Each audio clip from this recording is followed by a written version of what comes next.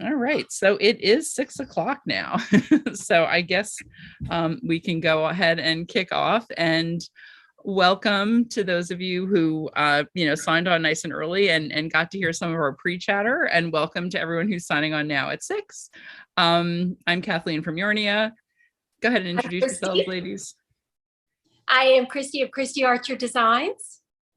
And I'm Natalie from Natty, or Love and Stitches. Interchangeable. And we're also happy to be chatting with you tonight. And I think we're all going to be knitting while we chat, which is, it's another Zoom knit night, 2 knit nights in a row for me, which is like my favorite thing. I do say our in-store and Zoom knit nights are Wednesdays, and we have one customer who every week says, Wednesday, my favorite night of the week. And I've gotten to feel that way too, because what's better than knitting with friends, right? Right. Whether, in person or virtual. So yeah, so 2 knit nights in a row, super bonus. So we're all here, today to celebrate the Outstanding Shawl and Cal, which has been going on for almost a month now. We started on April 4th and today's the 28th. So yeah, it's 4 weeks. And as Christie was saying, as we were kind of chatting a little bit before we got started, there are so many beautiful ones out there on Instagram. I think people have been starting to put them on Ravelry. And Natalie, you set up the page. Have you gotten a few submissions in the completed? Yes. So if you want to submit your finished shawl for prizes, there's a Google form. And I added it to, I have a page just on my website on nittynatty.com that has the form at the very bottom, but then I just put it in my Instagram bio. Kathleen, I'm sure you have it. Oh yeah, I can. Well, I can do that too. And Amanda is gonna find us a spot. We'll probably just put it on our Outstanding Kit page for now. I think that's where people are going for all things Outstanding on our website. So we'll have it up there as well, so people can easily submit their finished shawls for consideration for prizes. Yay! Yeah. So yeah, why don't we kind of kick things off? Christie, if you want to just tell us a little bit about, everyone a little bit about yourself, where you live and is designing what you do full time, or do you do other things, and just kind of give us a little bit about yourself. All right. My name is Christie Archer, but to throw a little wrench in that, I actually grew up, my family has always called me Susie Q. So if you ever hear anybody referring to me as Susie, it's the same person. And so I grew up in a fairly large family. There's 5 of us total, 5 kids total. And we're all artistic in some way, shape, or form. And mine just happens to be in fashion generally. So I currently live in, well, I say currently, I am done moving because I've moved a lot. But we are in Southern California in the desert, and I love it here. Absolutely. Oh, that's great. That's great. I know when I saw something that you lived in California and, especially the desert, I was wondering how you felt that worked with knitting. Obviously you're going to knit in plant fibers mostly. Yeah. I do a lot of cotton and linen and things like that, but I do wool too. We have, now most of my adult life, I grew up in Florida. We were living in Florida most of that. And the humidity there made it a lot more difficult to wear hand knits than here in Southern California, with the air being dry. It definitely makes it a lot easier to wear the things that I design and all of that. So, but yeah, I love designing garments. I had actually set out a goal last fall. My goal was to design 12 one-skein shawls. And I don't remember how many I ended up with, 8 or 9. I almost made it to 12. That's really impressive.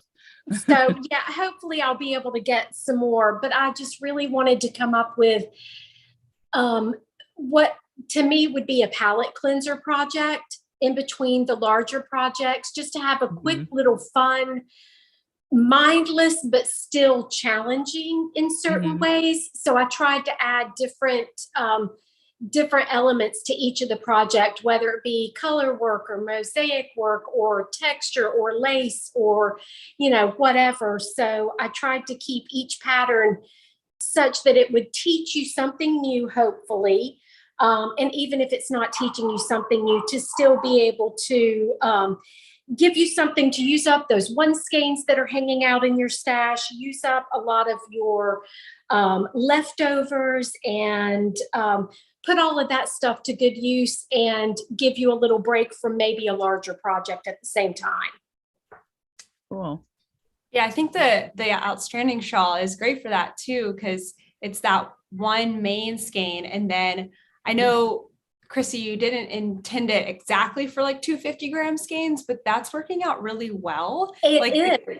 The kits that I know Kathleen's going to show some of the kits too tonight, but that's working out great. And I so often have 50 grams left, or maybe 40 after I knit a pair of socks. Yep.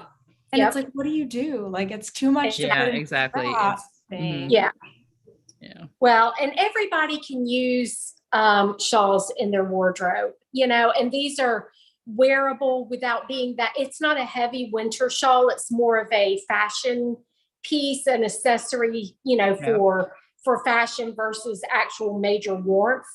But yeah, I just think it's a fun way to use up the yarns that we have in our stash and add fun accessories at the same time. And they whip up so fast. All of them do, because I use such large needles that they make up really fast, which is also nice.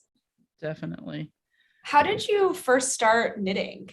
Like, who taught you to knit? And that's actually a fun story. I actually grew up sewing, and when I got a little bit older, I started crocheting.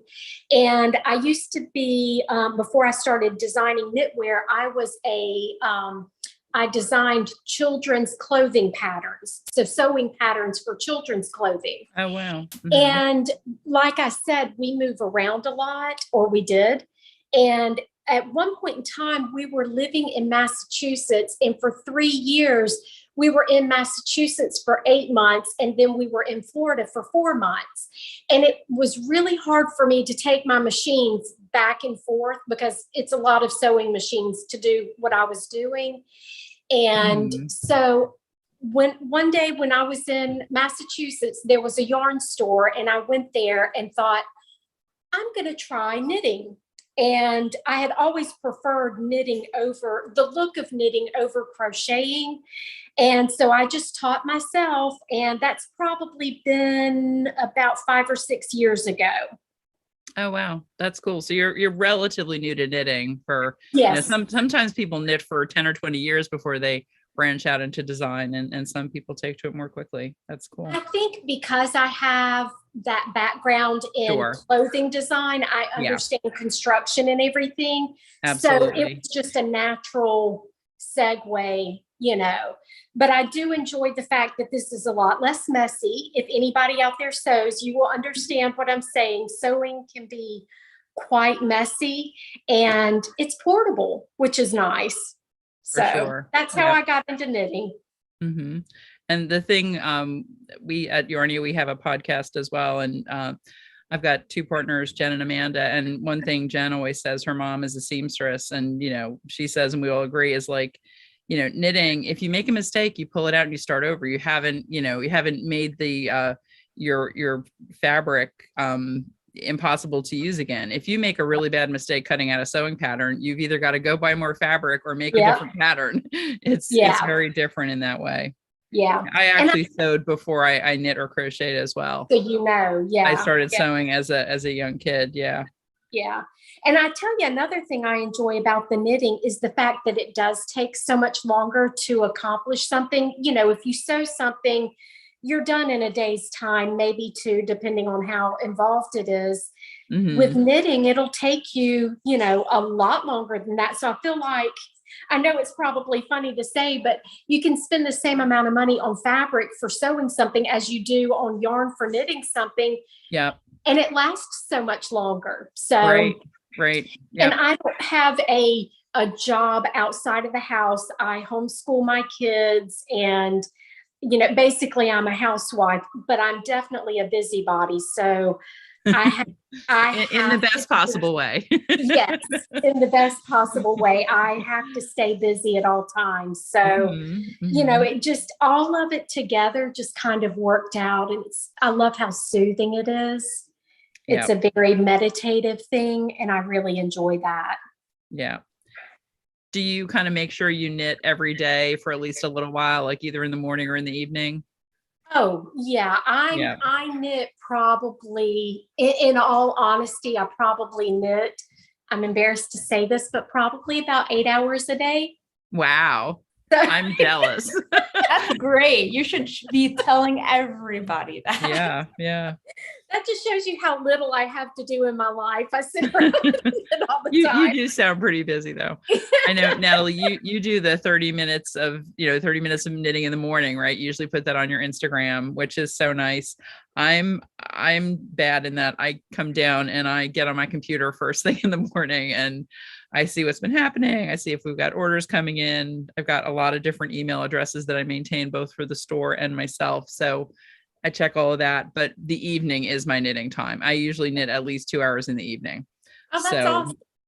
Yeah, it's like, so wherever you can fit it into your day, Exactly. And the fact that it is something that everybody can fit in, if it's something that they love and enjoy, everybody's going to find 10 or 15 minutes a day to squeeze it in. Yeah. And again, you couldn't do that with sewing because it takes you that long just to get set up and get all of your notions and everything. So I like the fact that it is so accessible and, affordable. Yeah. I usually always have an on-the-go project too. So I know if I'm likely to be waiting in line somewhere, or Natalie, I know you walk knitting around New York, right? It's such a great hobby in that way. Yeah, it really is. I agree. So what was your first design? Like, how did you get into designing? I mean, I guess you shared with knitwear design or yeah. Okay, knitwear. My first pattern was it's called the Party of 8, and it is a top-down round yoke striped sweater that has some textural detail at the top, and it has 8 stripes. So it's a party of 8. Again, you can use scraps or you can use whatever. And so that was my first pattern. And I really enjoyed designing that. That was a lot of fun with it being my first pattern. And I'm really into organizing and I love math. And so designing is like a dream for me, to be able to chart and, do all of the math and everything that's involved and all of the grading that's involved. I do all of my own grading. You do your own grading? Wow. Yeah. Cool. So it's just something that is definitely near and dear to my heart. It's something that works for me and my personality type and the way my brain works. Cool. So with the Party of 8, did you kind of want to make it for yourself, or did you say, with all your other experience in the clothing design, area, that you just were ready to try a knitwear design and then you thought about what you wanted to do? Exactly. Yeah. It was definitely something that I was doing specifically for the purpose of writing a pattern. Cool. I do find for myself that I tend to lean more towards basic knits, basic designs. I like a lot of stockinette. As far as wearing, I love knitting texture. But yeah, I definitely enjoy, and I do enjoy wearing texture as well, but I do prefer my yarns to be a little more on the solid side or heathered. I'm not a very loud person when it comes to what I wear and things like that. I think it can be really difficult to find nice, subtle designs, like those classic designs. Sometimes, and I am a Ravelry user. We use Ravelry a lot in the store here. It's kind of the easiest way to help people find patterns. And a lot of times you're looking for that like classic or basic, and it can be hard to find a good pattern like that. It really can, which I think surprises a lot of people. Yeah. So, yeah. Well, and then So you found a good niche.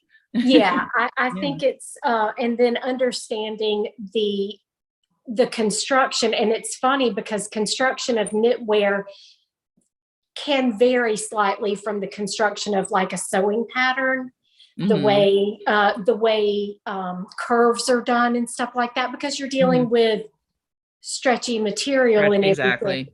So it Yeah. Mhm. has a little bit of a different nature to it than woven does. Right, right, for sure. Yeah. The top you're wearing now, I know we talked about it before we officially started, but can you remind us what that pattern is? This is another one of my patterns. It is called Lil Sprout, Lil. And it is a top-down halter styled top. It has some ribbing detail down each side, and it has a wide split hem ribbing detail at the bottom.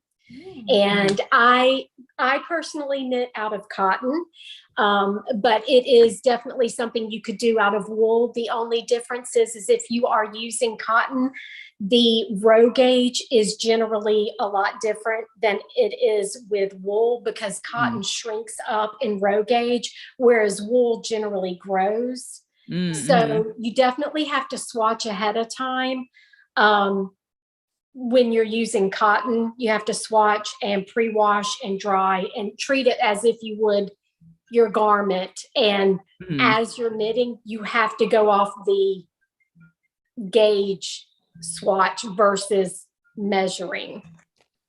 That is so fascinating. I don't think I've ever heard somebody explain that so well. Oh, Yeah, well, thank you. Like the cotton versus wool thing I had not heard before, but that does make sense. I mean, I know for I'm mostly knit in wool, and all the time, like my garments stretch, but I'm like, by how much? Who knows? It's a mystery.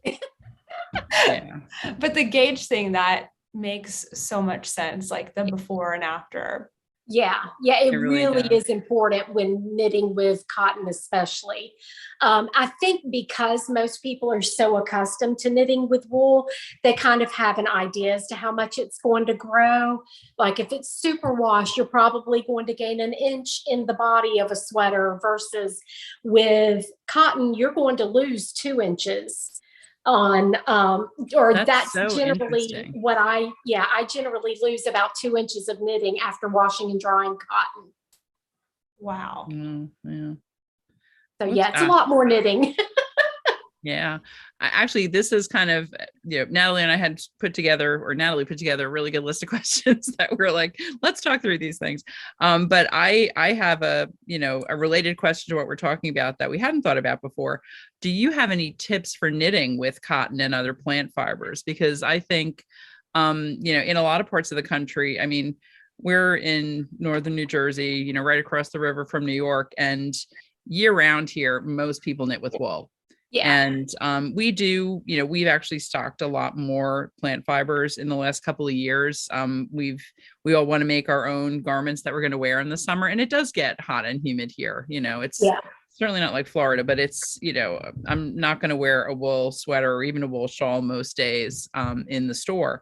So we've stocked a lot more. But, I know a lot of people don't love the process of knitting plant fibers because of the lack of stretch, the way they do with wool. Yeah, it is something that honestly, I think it's just one of those things your hands have to get used to. I don't even think about it anymore. But I will say some tips that make it easier is to knit in a looser gauge. And it also helps with, again, you're going to lose so much length when you wash something that is cotton, or even cotton linen blend will still shrink. Linen, not so much, but it is something that is your hands just have to get used to. It is harder on the hands in the beginning, but once you're used to it, it's just like knitting with wool. It's just all of what you get used to. That's really good to know. Yeah, it's funny. I don't think I had really, I knit, I have a niece who lives in the Las Vegas area. And when she was having a baby, I knit her a cotton baby sweater. And I remember at the end of that thinking, oh boy, I'm glad that wasn't an adult sweater because it is so different and it was hard to get used to. But then I knit like a poncho or a wrap in linen cotton Zoe, and it was at a bigger gauge. It was the same summer. It was at a bigger gauge, and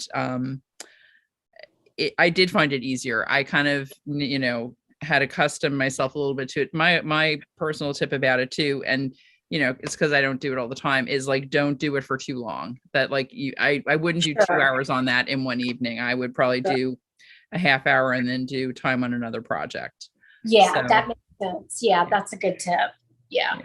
Until your hands get used to it. But you know what? You build muscles and muscle memory and everything. So I think it's just a part of building that muscle that, because you do have to, I don't want to say work harder. That's not really the right word, but it does require a little more muscle in your hands. And I think that's why people that aren't used to it, your hands will get tired or whatever. Exactly.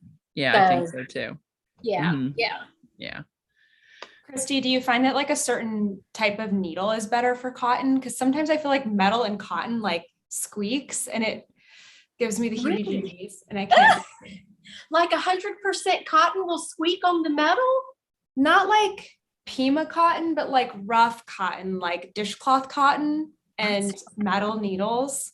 To me, the texture, the feeling, it is not pleasant.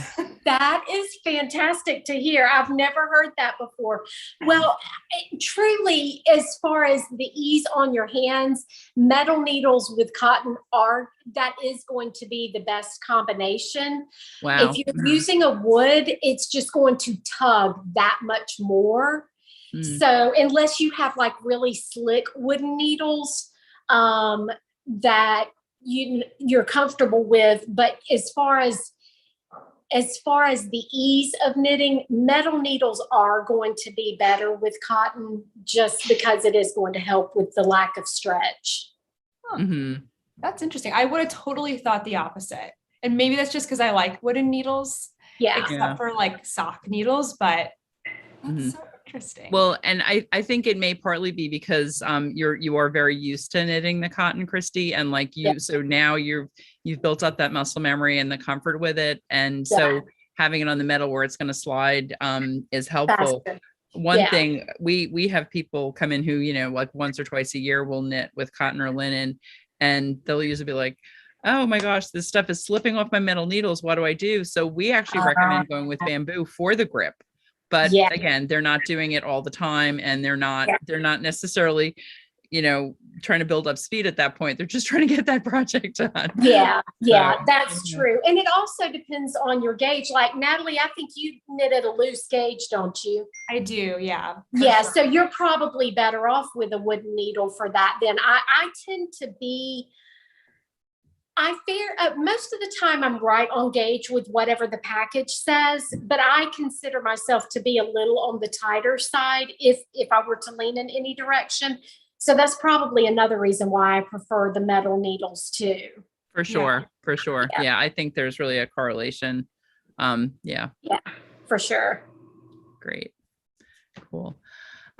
So Natalie, I think you said you can see YouTube. Do we have our folks asking any questions or? I haven't seen any specific questions yet, but I did see a couple comments I can share. Sure, that'd be great. So Diana B said that they are loving the pattern, the outstanding. And also Diana said, I'm thinking of getting another kit for myself because she's knitting the one she has now for her mom for her birthday, which is very nice. That's awesome. I love that. And KEF Knits says, I've been enjoying knitting the shawl. Thanks for designing and hosting the cow. Oh, and Marie just said metal and cotton all the way. There you go. Another experienced cotton knitter. Right. Yeah. I love that. Cool.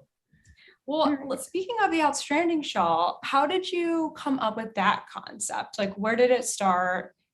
How did the process go with the designing and everything? I it's do. I funny. think for a fairly simple shawl, it's got a lot of really interesting details. I do. Well, I thank could, you. as I was working my first one, I was like, this is so thoughtfully designed. It really is. Well, thank you. I just shot a podcast for my channel, and I was saying on that, I am a process designer. And by that, I mean, I just kind of start and design as I go.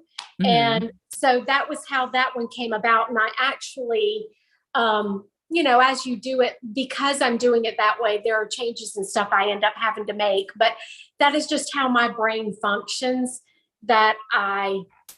I just kind of, I have a lot of the pattern, stitch pattern library books Mhm. where I go through stitch pattern designs and everything. But this one, I specifically wanted to be able to merge a texture with a stranded color work. Most of my other patterns are previous to this one were mosaic knitting. And I specifically wanted to do color work for those that are new to color work, or for those that have never done color work on the wrong side. This is a neat way to realize it's really not as scary as people make it out to be. Right. Yeah. It's a lot easier than people think, knitting color work on the wrong side.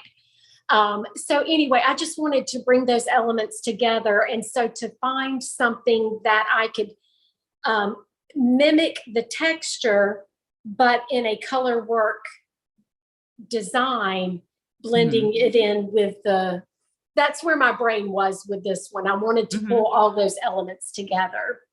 Cool. Very nice. The color work on the wrong side, I have to say, when I first saw that, I was like, oh no, I don't know. I know conceptually how to purl and do color work, but I was like, I haven't done it for a reason. It looks really hard. And I am using two different holding techniques. One for the wrong side row and one for the right side row. So am I. Yeah. You are too? Okay. I want to hear how both of you handle in this particular shawl, like how you're holding it. Cause there's so many ways to do it. There's not a right way, but just having the different, resources of things to try, I think is so helpful and may help some people if they're kind of intimidated by that shawl. Yeah. For me, when I was trying to grab mine real quick. Maybe I can get to I'm right at the beginning of my color work, and I can just do a quick show you how I do it on the wrong side. And then once I get to the right side, I can show you. Yeah. I'm a visual person. Am I the only one that's like that? Oh no, I'm so much better with visuals. It's like, I have a really hard time learning from anything written. I need to see someone do it. Yeah, absolutely. Well, find the center of my ball. Now, where are you on yours, Kathleen, right now? Are you on a color work section, or are you? No, I'm kind of far from it. I'll show you. Okay. This is what, so I'm like 10 or 11 repeats in of the texture pattern. And it's funny, we put together 3 kits using Tosh Sock and 3 kits using Tosh Merino Light. And I chose all the colors for the Tosh Sock ones, and Jen and Amanda my partners collaborated on the other 3. And I am now making the 3rd one in Tosh Sock. Because this was the one I thought I was going to do. I think I have one of these here. This is the one we call Now Neutrals. So the main color is paper. And then I think this is Great Gray Owl and Glazed Pecan. It's funny. They're like my children. I know all the Tosh looks like colors. You, Christie. That seems like your color palette. That is exactly what I was about to say. I came so close to getting that color palette. That was the one that I was going to get, but I needed a gray. I needed a gray and blue and white. So I'm really, it's funny because I've done yarn dyeing as well. And I am really weird when it comes to colors. I have just this, I don't know. I see things in colors that I think other people don't see, or in my mind, other people don't see. Maybe they do. I don't know. So when we made the kits, I said, yeah, that's the one I'm going to do. And I mentioned to a couple of people at Knit Night, and they're like, yeah, we love those colors too. We're going to do them. So they got that kit. And then I wound up, and I might as well, let me go ahead and show the one I'm wearing now, because I feel like it's a good time since we're talking about it. I made the whiskey sour one. It's like, because these are my colors too. It's kind of a greeny gold. This is Librarian's Dream, and then tart and whiskey barrel. So it was funny as we were putting kits together and selling them. I'm like, you know what, I'm probably going to wear this a lot more in the fall and winter. So I'll make it in this more, autumnal palette. Yeah. So after that, they definitely gave me a hard time about it when I was at Knit Night knitting on this. They're like, wait a minute, we thought we were all doing the same one. But so I can't wait. Next week, I will show them that I actually am doing the one I originally committed to. And then I made our store sample too, because I wanted to be able to answer questions for people and everything. So our store sample is in the signature, what we call the signature colorway, the Yarnia plus 11 stitches. I love that combo. Thank you. I'm so happy with the way they're all looking. And I love that one fun thing with the way, we did by splitting the skeins, you can edge it in either one. Like you do have enough to do either one. Yep. So. And you did the alternating of the stranded color work in that too, didn't you? I did. Yeah. I wanted to use both colors, and I felt like that was a fun way. So that's also what we've been recommending to people. Yeah. If you know what you want to edge it in, start in the other color, and then you will end with that first color, and then, balance it out with what you want as your main accent. Mine's the opposite. Exactly. I want to edge mine in pink. as we expected. That was why we had the pink.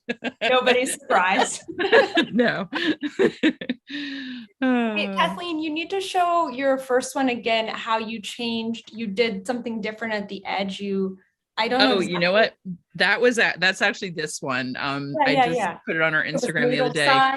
And we always joke around, Jen and I never make a pattern, especially not twice, without making changes, because we just love to.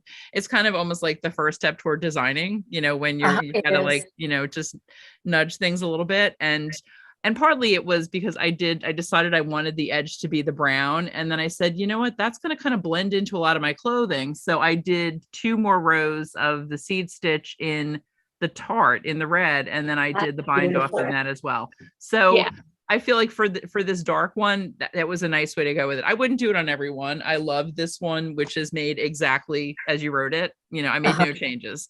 So I love the way that looks. Well, it's fun to be able to make changes. And like you said, that is it's fun to play around.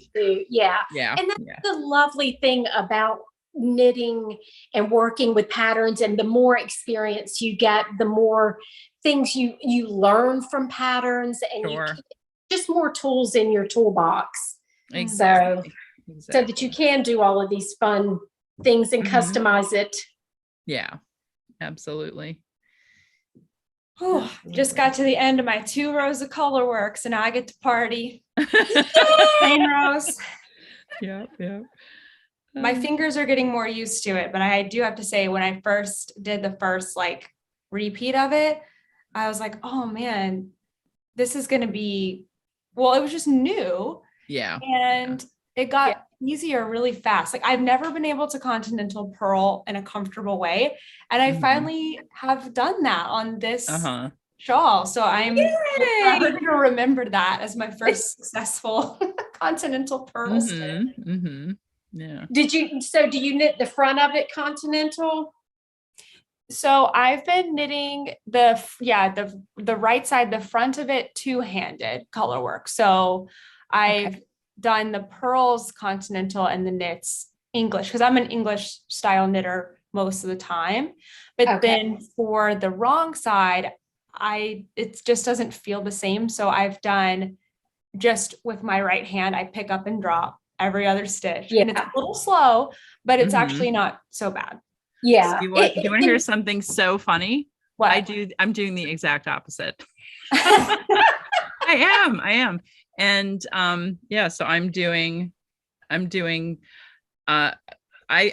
I'm exclusively a continental knitter. I have a hard time when we have an English knitter in the store who wants me to show something English.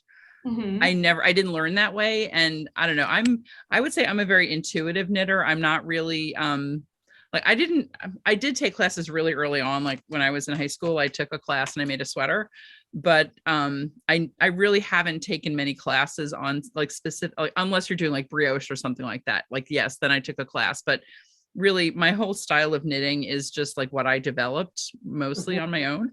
So I almost do like an English purl, which is so weird because I don't throw, except I kind of throw with my left hand purling.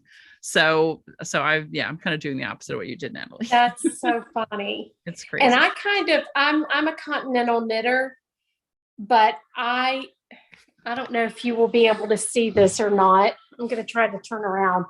So I use my main color in. And you know what, let me see if I can spotlight you, Christy, in the Zoom, and then it should do it for the YouTube as well. And I think this is one of those things everybody just has to figure out what works for them. Mm-hmm. But I just did a main color. Now I'm going to do my contrast color. I just pick it up and so. Oops.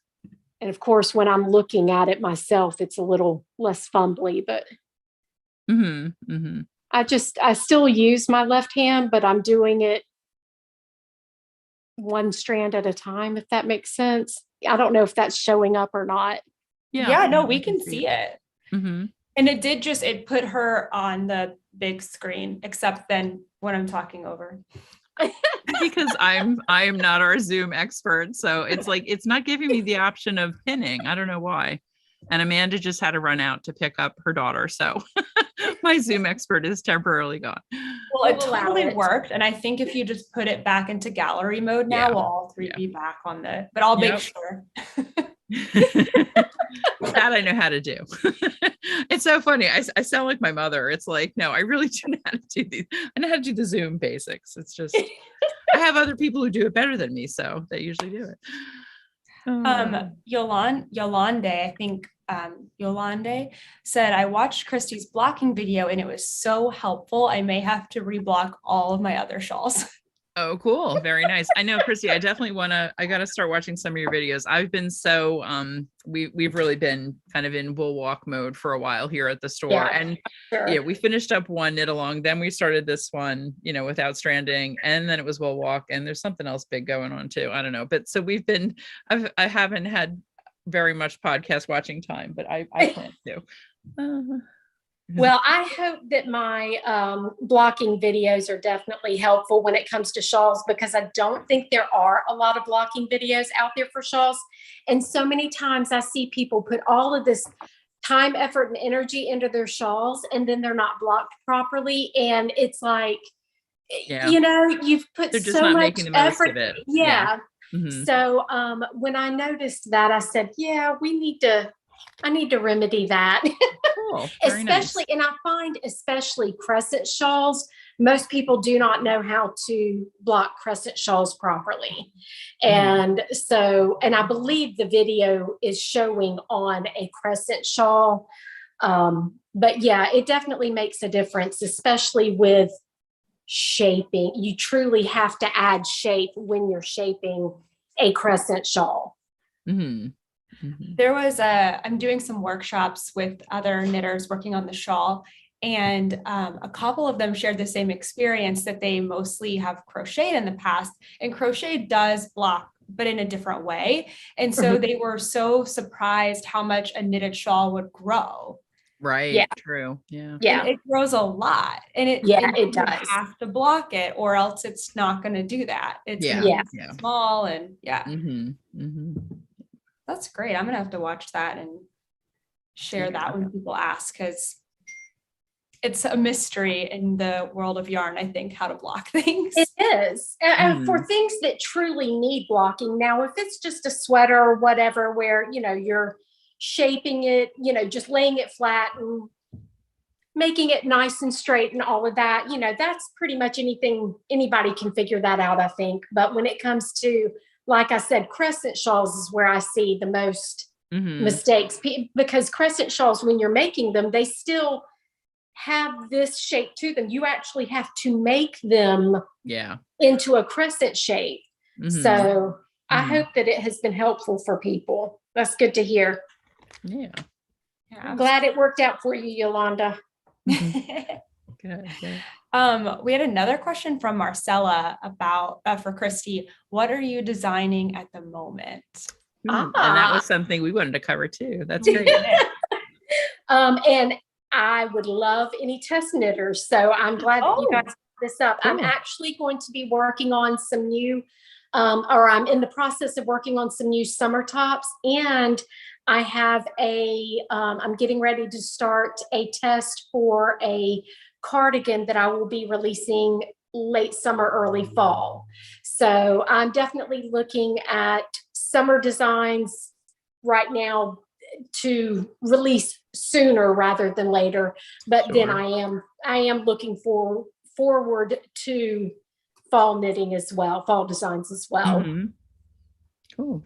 And what's the best way for people to sign up to test knit for you? Do you do it through Instagram or Ravelry or? I actually do it through my website. And so I'll send you the link and we can put it in the description box below. But if anybody wants to reach out to me and they can't find the link or whatever, they can reach out through Instagram and contact me on Instagram. And I can give them the link and everything there.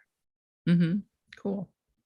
Yeah, that would be awesome. I mean, just the way that you have like designed things so professionally, I imagine that the whole process of you're very organized. You can just tell.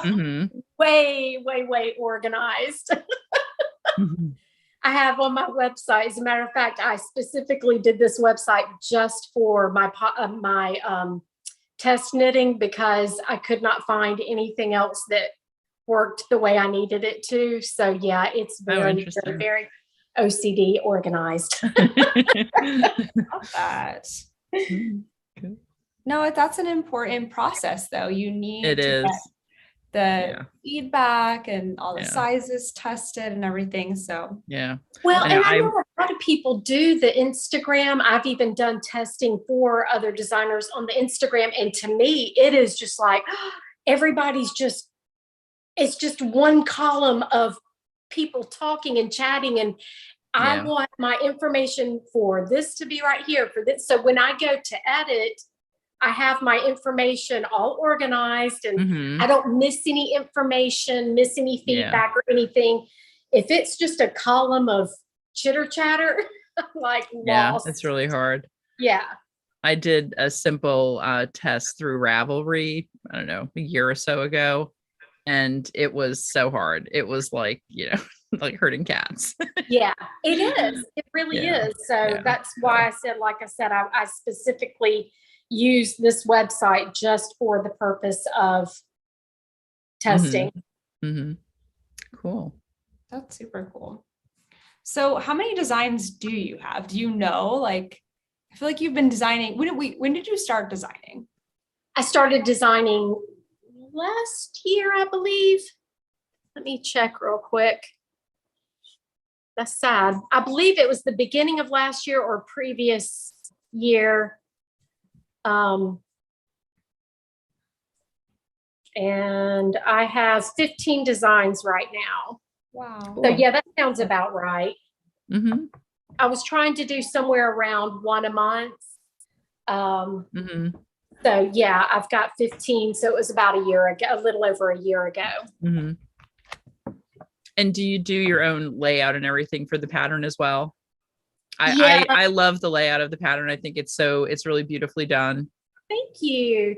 And again, my everything having its own little place, and I try to make it as step by step. I try to do my patterns such that the instructions are in sections to make it so it's not overwhelming. It can so quickly get overwhelming when it's just all written straight out. So I try to make it in little bite-sized pieces so that it's easier for people to digest. Cool. Yeah, it totally is. Because when I was like, okay, I'm not going to rush on this shawl. I'm going to make it take the whole 2 months or almost the whole 2 months. And so it was actually perfect because I think there's like 4-ish sections, like including if you include the binding office one. And so I was like, great, 2 weeks for this, 2 weeks for this, 2 weeks for this. Finish it up. And that has been working so nicely. Good. So that's why I'm like, okay, I'm almost done with my quota for the day. One more bit tomorrow, and then I'm off for the weekend, and then I'll pick it back up on Monday. There you go. Well, I'm glad I'm not the only one that's a little obsessed with organization. No, it's so important. I'm a big planner. I have my planner and I go by and I know Natalie does too. She goes by her little schedule every day.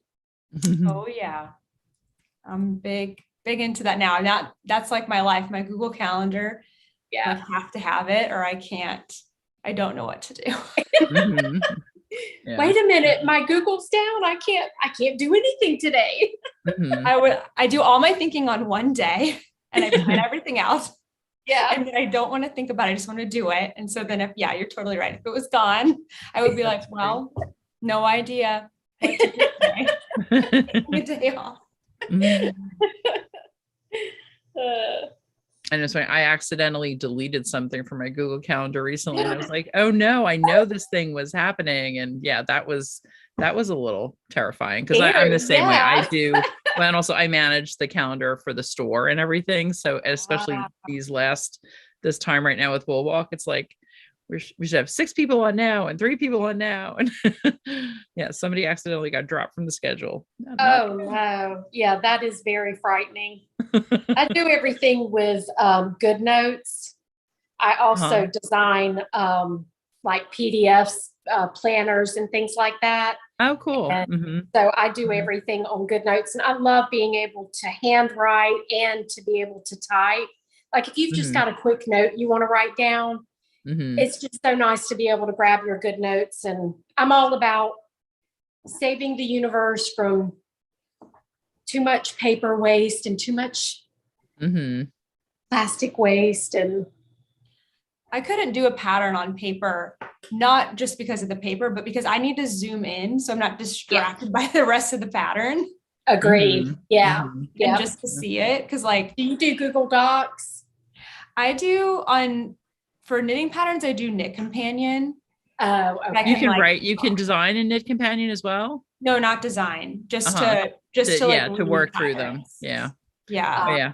I'm definitely a paper girl when it comes to patterns. I note things as I go along and then I transfer it into Ravelry at the end. I don't know. Partly I feel like I'm looking at screens so often I don't want to. And I mostly knit when I watch TV, like in the evening, or sometimes I'll be listening to my audiobook or whatever. But often it's nice actually because a lot of times, you know, if it's my husband and my daughter and me, sometimes they want to watch something and I don't particularly care. And I'll be like, fine, watch what you want. And I'll be sitting with them and, you know, they'll tell me the things that are interesting, but so you're still spending time together, but I'm kind of focused on my thing and they're on theirs. So I do that all the time. I know exactly what you mean. there should be a name for that when you're like, I know, right? You're kind of there while the thing is present, but you're not actually watching it. We're present knitting. Yeah. Mostly knitting, slightly listening to whatever show you're listening to. Yeah. We had Patricia say that Christie is a woman after my own heart. Yarn and planners are my obsession. Yep. Yeah. I think women in general are really big into planning, not to categorize, but I just think it's the nature of you want to keep everything all the things we order juggle, right? Yeah, exactly. So I think it's just a very and plus we like pretty things. So journals and planners and all they're always so pretty. Another opportunity to have pretty things. And yeah, exactly. I know Amanda, my partner, who's I thought she was on her way back, actually. She probably is, but she's gone. She's like, see ya. Well, Abby was swimming. She had to pick Abby up. She's too little to walk home. She is a Girl Scout and she was selling Girl Scout cookies at our yarn crawl over the weekend. She did really well. But Yeah, it definitely is another opportunity for doing fun, pretty things. That's what she does with her bullet journal. My bullet journal, which is funny, I've got so many things right now. I do a Word document. It's like 50 lines of Yarnia to-dos and like 30 lines of personal to-dos. And my goodness. I haven't even been, and it's like, that's for like 4 or 5 days and I never get through all of them. And then you delete what is accomplished and add the new stuff and all. Yeah. But she really enjoys her planner and, like decorating the pages and all. It is. It's so much fun. It's just another artistic outlet for us, I think. She's manning the live stream from home with 3 little boys running around. Thanks, Amanda. Oh my goodness. I love that. No, I do not do the cute planner thing. Like it is for function. Yeah. Mine is color coded, but it's also for function. Yeah. Yeah. But you have your cute little journal that you write in and everything. I mean, I know. Yeah. So that, and you've got your gold pages and it's still pretty. I love my new notebook. I've already filled up like 30 pages. I write in it a lot. Wow. Oh my goodness. That's awesome though. That's awesome. To be able to get the stuff out of our heads and down on paper where we know it's safe if we need to access it again, but we don't have to think about it constantly. It's such such a saver. It really is. I mean, it saves us on a lot of mental stress. Absolutely. Well, Kathleen, did you get to show all of the kits that you had? I didn't. Yeah, I guess I can do that. So, and I haven't actually checked our email while we've been on. But yeah, all of these we've been are on here. That's okay. No, literally some of them could already be sold out because there were some that we only were able to add 3 or 4. And there's still so much time to join too. I mean, exactly. I'm glad people are still coming in.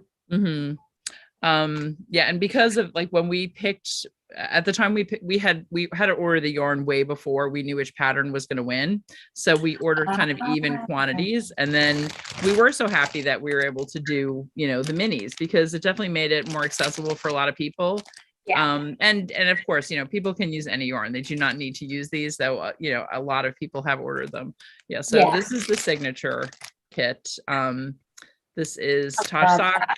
So with our orange for Yarnia, pink for Natalie, trying to get rid of the glare, and then the nice neutral to go with it. So I'll show you all the Tosh sock ones first. I don't have.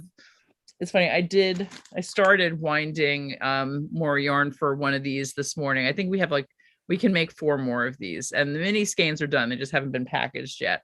So this one is Whiskey Sour. I used to be in branding, so I play with the names as well as the colors. So this is Whiskey Barrel and Tart and Librarian Stream. I didn't work the librarian into that name, but and this is now neutrals because I do think they're such great, the gray and the gold has kind of really become a neutral now. I mean, it certainly is for me, and I see a lot of people wearing it.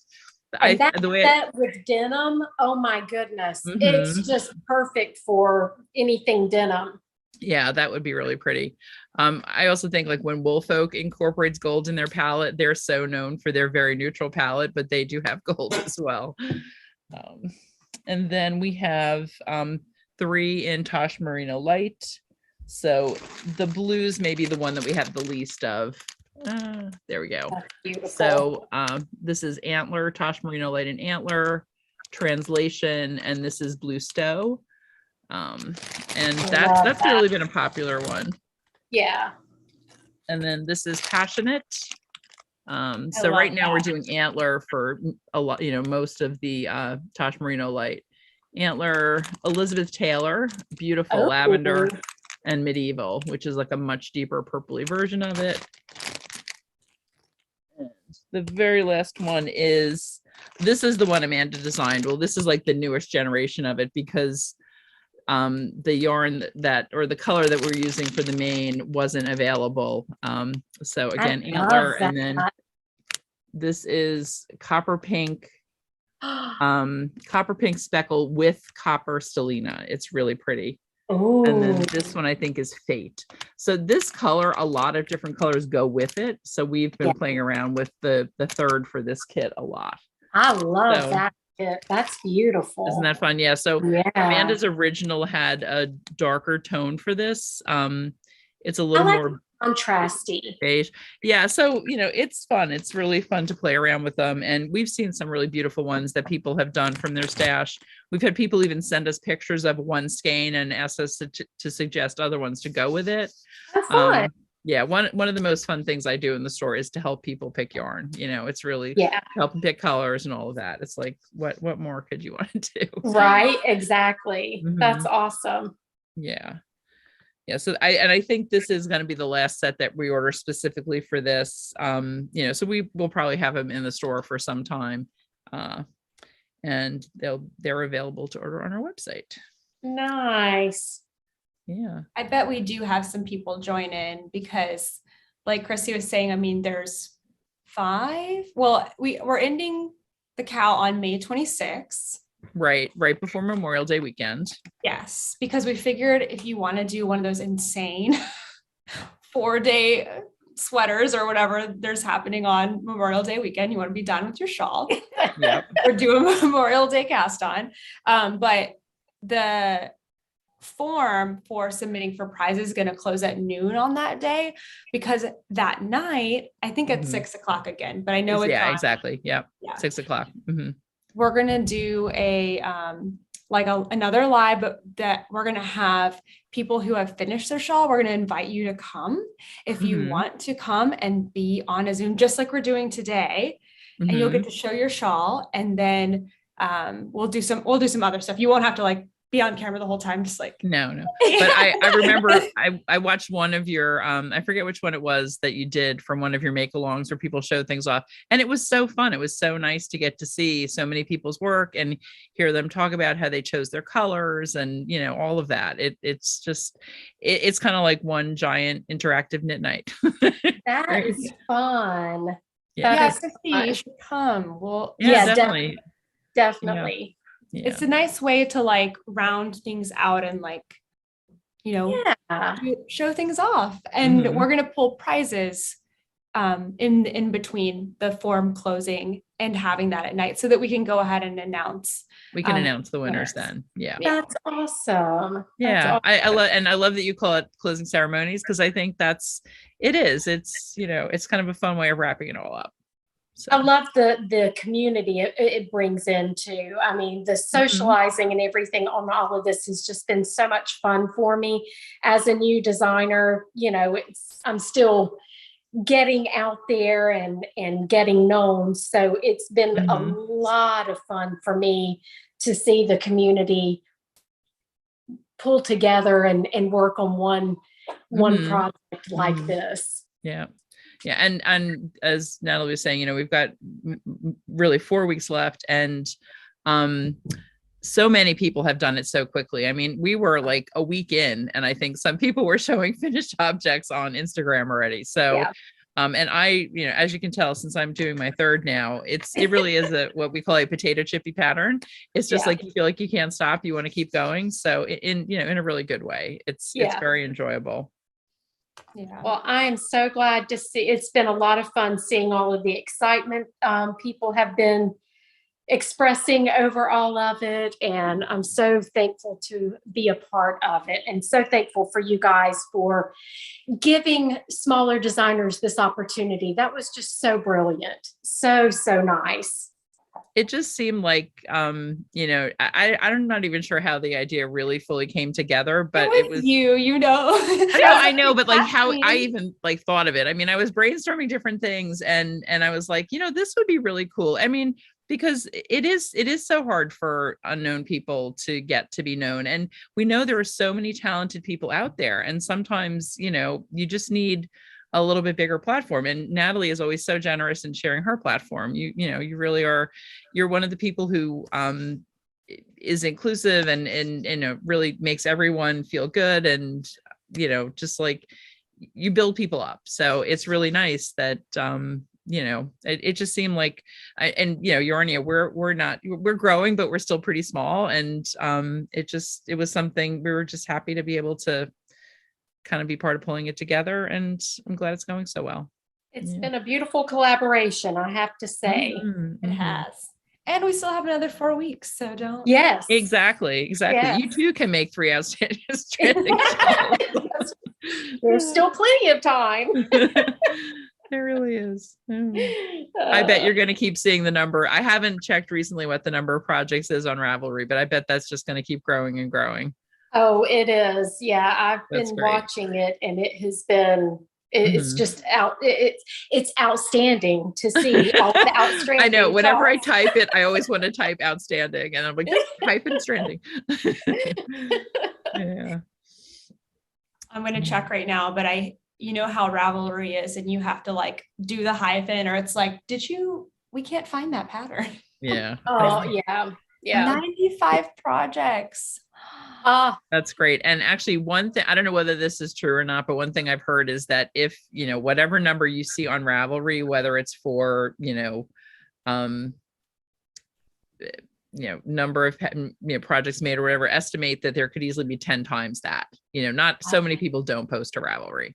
So that's one. Even people, when they're doing something like this, it's like, and not everyone uses it, obviously, but it's just it's a slice of what's happening. It's a representation, slice. But I'm so thankful for Ravelry. It is such a great way for me to stay once again organized, and I organize mine by year. So at the end of the year, I put or at the beginning of the following year, I'll put a little fake project, so that I can just look and see, okay, this is how many projects I've done this year, and kind of keep up with what I've done and what I need to do and all of that.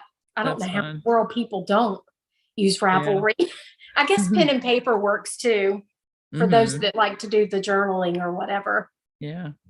Yeah. I like to do a tag for each year so that I can look through but it's funny, every now and then, like maybe this weekend I'm not working Saturday and Sunday. So there'll be other people working Will Walk, but not me. And so maybe I'll spend a few hours. And one thing, I'm pretty good as I go along. I try to like take pictures of my yarn right away and, try to remember when I cast on a project, I at least write it on the pattern so that when I get to the end of the project, if I look and I haven't started the page, I have my starting date and all of that. Yeah. But, I do like to try to go through and make sure I've got all the tags that I want on things and, and finish pictures and all of that. I do love it. I love to be able to have that way of looking back on what I've done. I do too. And of course, all of those special notes that, if you want to make it again, you can go back and read your notes. Exactly. So, yeah. The other thing I love it for is, if I do have partial skeins and things, I try to, at the end of a project, weigh things and say, okay, you've got half a skein of this and you've got whatever. And it can be really handy when you are trying to pull in those little bits. Absolutely. Yeah. So now I've just got a giant glass jar in my TV room that I'm throwing like anything, like the extras from this. I've got a pretty good size, pink and orange from that, and definitely from the Tarte. I don't know why. I don't know whether I knitted tighter on this one, but I've definitely got some good leftovers of these guys too. Nice. In there. Just finished my daily 4 rows. All right. Yay. Oh, it's looking so good. I love those colors together. They're so happy and cheerful. I love it too. You have to get to the color work to really see it come together, I feel like, because I do recall like when I finished the end of the texture, I was like, oh no, I feel like it's going to be maybe too small or just, I don't know. And then once you get into the color work, it's like, oh yeah. And then you still get your border. Yeah. And I have my buttons on here still from our party. That's so fun. They've just been hanging out. I mean, I think the yarn's okay. Yeah. Oh, it's so funny. I had the one from that night. It wound up going in my pocket. I didn't put it on yours, and it went through the wash and it came out fine, actually. Oh my goodness. My husband was putting the laundry in the dryer and he's like, I found something at the bottom of the washer. It probably did okay because it didn't go through the dryer also. That might have been the end of it. Yeah. You know what I found in the laundry this weekend that did go through the dryer was a little pink ticket from the Wool Walk. You know how everyone's doing like the raffles? The different door prize things and everything. I was like, what is this? Because I never really have anything that I put in my pockets, but I guess I put it in my jean pocket or something. Funny. So is the Wool Walk over? No, it's still got, it used to be a 4-day thing in New Jersey. It was a Thursday, Friday, Saturday, Sunday. And then when the pandemic, and it was due to happen like 3 weeks after the pandemic started. So of course that year, they postponed it to October. And because everyone was still really careful about how many people you would allow into a space at that time, the group agreed to do it over 2 weekends and a week in between, 9 days, which is really a long time to be, kind of at full staffing and everything. So now this, I think, is the 3rd time we're doing it for 9 days. And because we did one the following April, and this is the yet following April. Wow. So it's a lot of time, but we know people really like it. It's nice to, if you're busy one weekend, it's not like you have to miss out completely, because there are a lot of people that can really only go on the weekends. And then certain stores, we're closed every Tuesday, so we do, and the first, usually earlier is busier, so by that Tuesday everyone is ready for a break. We do a regular Tuesday break, and then yesterday we were back, and Wednesday is our late night. We usually are open 12 to 8 on Wednesdays. Okay. But we didn't do our in-person knitting, and we did 12 to 7, which was good. We had a really good crowd of people between 5 and 7. So some people came, locally right after work, and then other people, took advantage of that extra hour. So yeah, but it's a long time, but it's really nice. It's nice to get to meet so many knitters. Oh, I bet that would be the biggest joy of it all, is just to have that community. Yeah. And it's interesting. It's been really chilly in the Northeast, I feel like, lately. I mean, somebody the other day, like, I was wearing a fall sweater earlier today, the Soldotna, which normally I wear like September, October. It feels almost like fall. It was in the 30s this morning when I got up. It's never usually like that here this late in April. And so the first couple of days, it really was almost like Rhinebeck in, like a big sheep and wool festival, and that you were seeing all these people in beautiful hand knits because it was cold enough to do it. That's nice. And I bet everybody was loving being able to wear all of their hand knits too. Yeah. And that, like, it's an appreciative audience. It's like people are like, oh, I love your whatever, I love your Soldotna, I love your Novelli, so it is that is always one of the most fun things about getting, Yarny folks together. Seeing all the beautiful things everyone else makes. I had so much fun last weekend. Yeah, you did 2 days. You did. I know. I can't wait to get to the shore ones. My daughter and I are going to do that this summer. We're definitely going to get out to those spots. Yeah, New Jersey's fairly compact, so there's 20 stores, and more than a couple of people do all 20. It's crazy, and that it's also easier to do it if you've got it over 9 days. So, some people do like the first weekend and then, the first few days. Some people just do the 2 weekends, whatever. Yeah.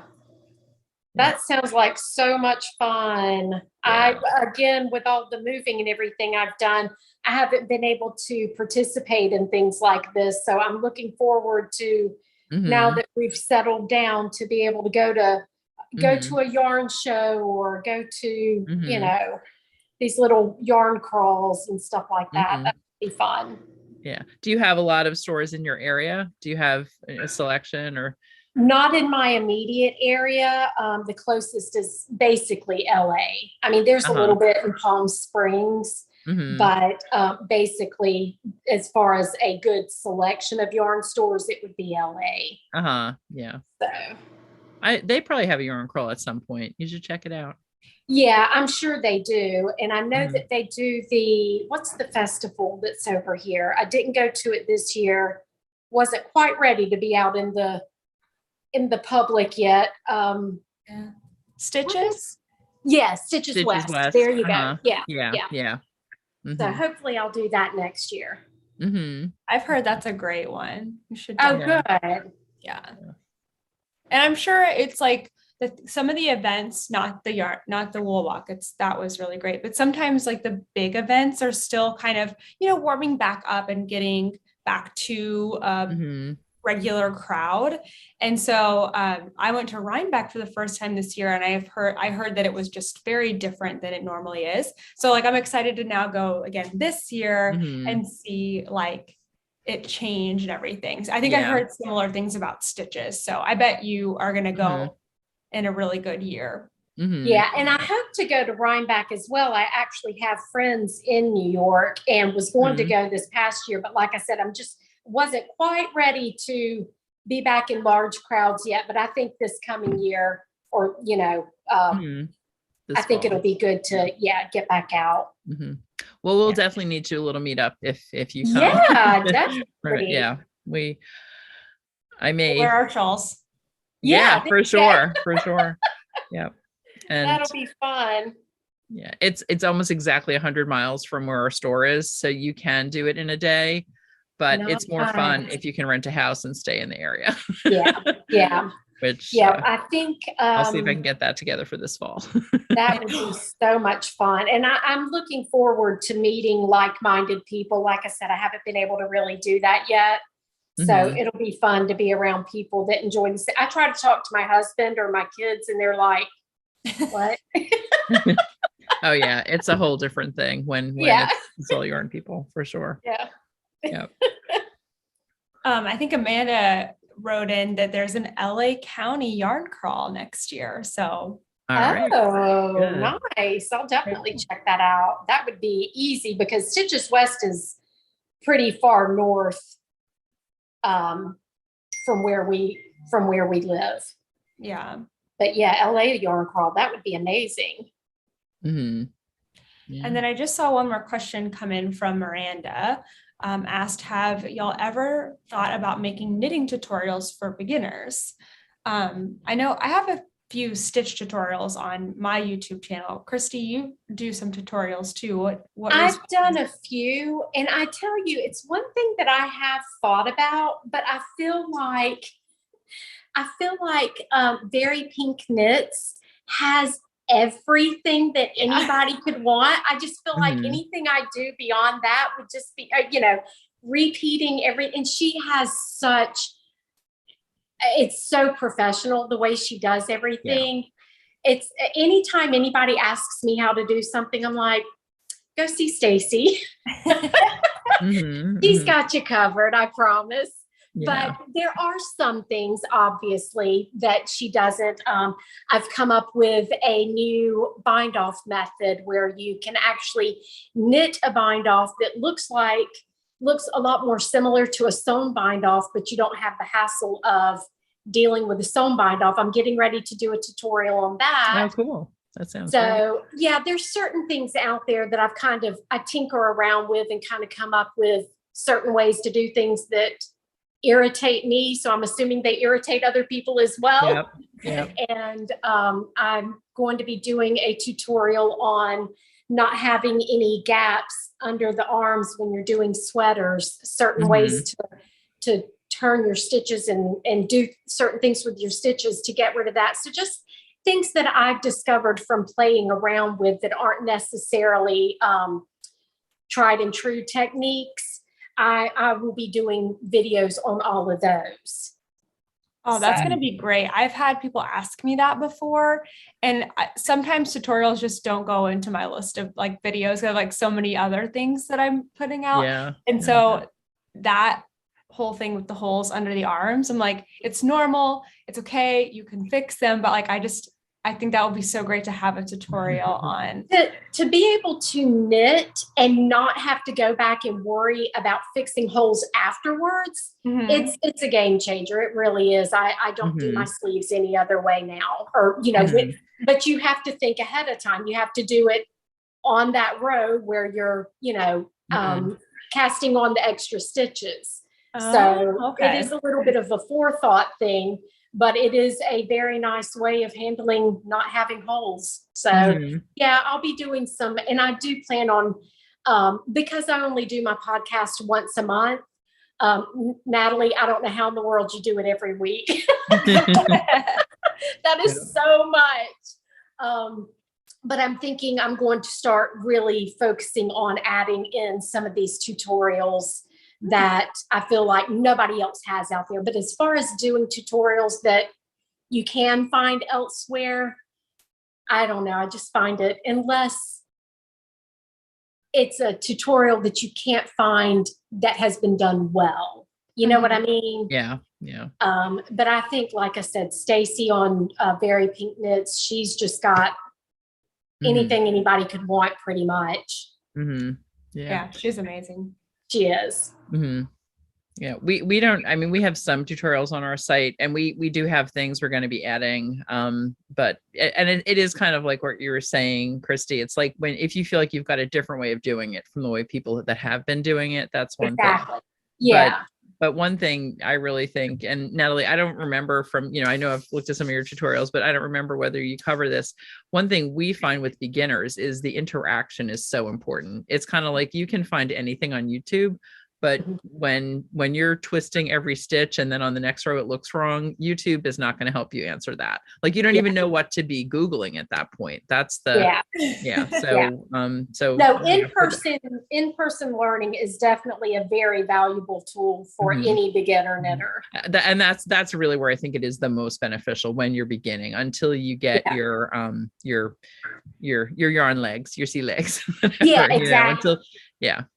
Yeah, I agree. And there's always something that everybody can teach, somebody. Yeah. And we actually, we have in-person stuff here, but we also, we have one teacher who teaches almost exclusively by Zoom. So she's not traveling. She doesn't have to worry about, that's neat. coming to the store. And so she can be really flexible about appointment times. She can meet with people individually because, in this area, in this part of the country, it can take you, a half hour to go 5 miles. So it's like, oh, wow. Yeah. But just between traffic and certainly as the crow flies, it's just not, and then you've got to find parking and all of that. So it's a whole different thing for her to teach from home. So we've had a bunch of people be really happy with things like that too. So that's awesome. And having yarn shops available to people. Not everybody has yarn shops, readily available, but for those that do, it is a valuable resource for sure. Yeah.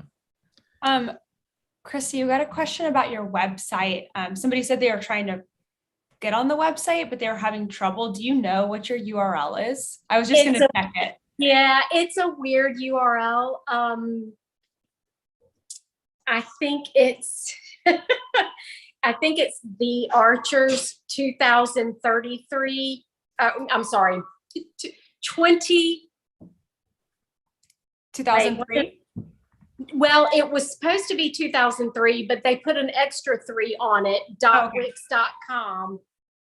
Hold on, I was going to try to pull it up really quick.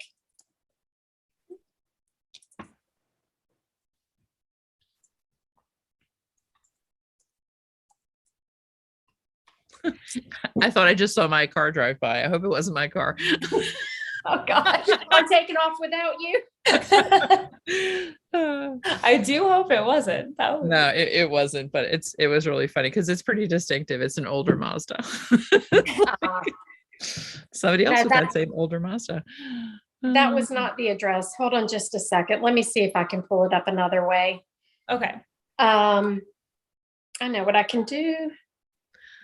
And so, Christy, while you're doing that, I guess we should just encourage people, if you have questions, go ahead. We've got, a little bit of time left. So if there's something you want to ask Christy or Natalie or me, go ahead and type in your question and we'll answer as many as we can.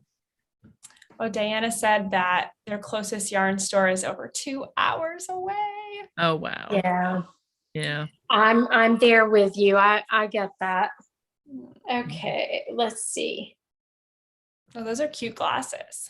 Oh, thank you. I just recently started wearing glasses. I've always had perfect vision. And this past year, it went from perfect vision to I'm blind as a bat. Oh no. I have no idea what happened. Mm. Okay, so it's The Archers 200. I'm gonna say it out. The Archers 20033.wixsite.com. That's what I was doing wrong. And if they want to just click a link, you're typing it in. I typed it in, but it's telling me an error, which is what that person was saying, that they couldn't actually get on it. So I didn't know if it was like. Let me see if I can. Well, I was trying to copy it. Let's see. Let me get back here. Yeah, so if you copy it to me in Zoom, then I can take it and put it in the YouTube thing so we can get to you. Let's see. Add website and yeah. 404 error.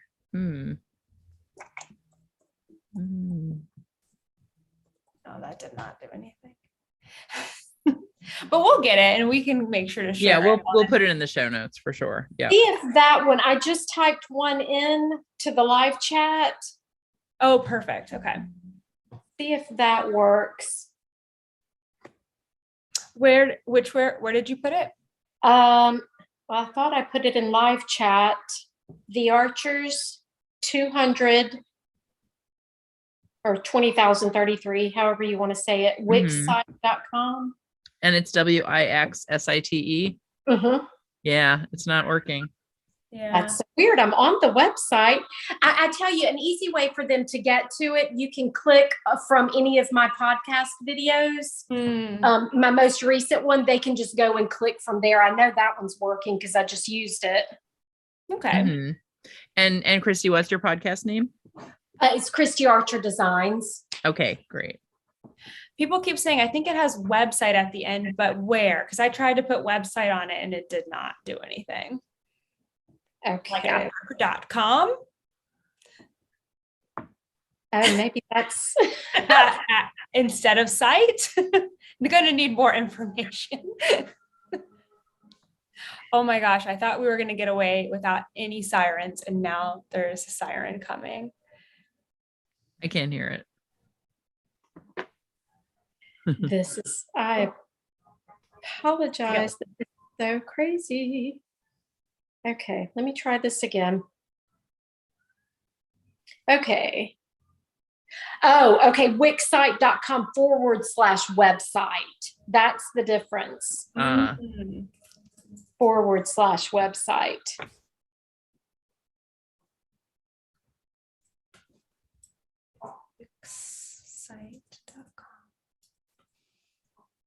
Got it. Yay! I'm sorry. It's originally I had it as Christie Archer Designs, but that was when I was selling yarn. And when I stopped selling yarn, I just went straight to Ravelry with all of my patterns. But I needed to keep the website for the testing, so they just gave me some random website name just to keep the. I apologize for that. No, you're good. That we got there eventually. Yay. And I love this must be the sweater you were talking about. What was it called? Party of Eight. It's so pretty.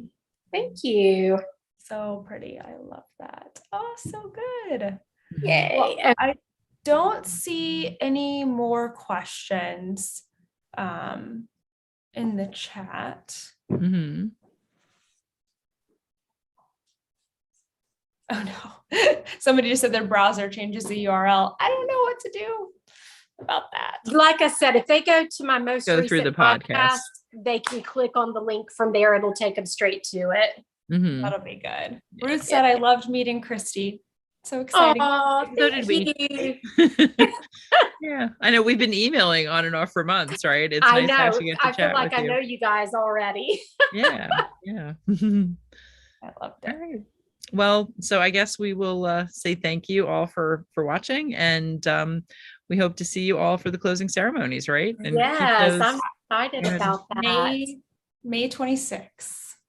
Thank you guys so much Yes, for yes. hosting everything. It's been nice doing the interview, and this closing ceremony is going to be so much fun. Great. Super. Yeah. All right. Thanks for joining us. Thanks for designing such a beautiful shawl. Oh, thank you. I appreciate it. And thank you to everybody that's joining in the cow. I really, really, really, it has been so warming for me, heartwarming for me to see the joy that it's bringing everybody. So that's why we design. Yeah, for sure. Right. All right. Well, All right. I guess I will see you guys all on Instagram. That sounds good. Sounds good. All Thanks right. for hosting, Kathleen.